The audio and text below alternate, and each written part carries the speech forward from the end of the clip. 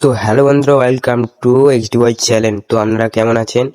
তো আজকে মহালয়, তার জন্য ভোর ভোর উঠে পড়লাম, উঠে একটা ব্লগ বানিয়ে নিলাম। তো এখন যাচ্ছি টিভিটা অন করে মহালয়টা চালাবো, দেখি কেমন লাগে মহালয়টা দেখে। তো হার না বকে চলো মহালয় দেখা যাক।